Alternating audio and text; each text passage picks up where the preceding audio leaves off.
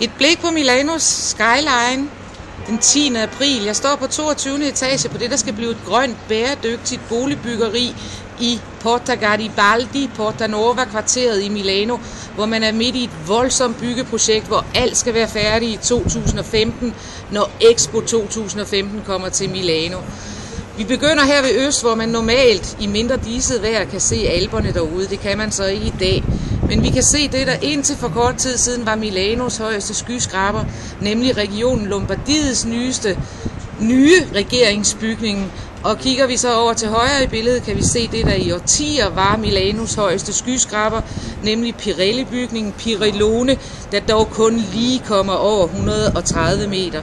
Så begynder vi at kunne se kontorbygningerne, der befinder sig på Piazza Repubblica-kvarteret, og her begynder man så bag ved Piazza Repubblica i Porta Garibaldi, Porta Nova, at konstruere beboelse, forretning, kontor, museer, modeakademi, you name it, og alt skal som sagt være færdigt til 2015 til Expo 2015. Kigger vi ud i horisonten, kan vi få øje på Domkirken. Man kan ikke se det, men spiret under renovering lige nu.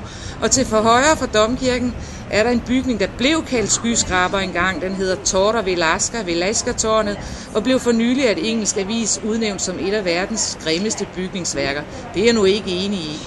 Nu drejer jeg kameraet lidt, fordi vi skal se det, der i dag er Milanos højeste bygning. Den er altså så kun højest, fordi man har sat et ekstra spir på, og måske kan I skimte, at der også er et italiensk flag, der hænger deroppe. Det er en lokal byggeherre, der ligesom også vil markere, at han bygger for Italien. Længere henne bliver der stadig bygget, og kigger vi ud i horisonten igen, så kan vi se Fernebranca-tårnet i Slotsparken bag slottet i Milano. Og vi kan også skimte herude til højre, rejse tv-tårn på Corso Sempione.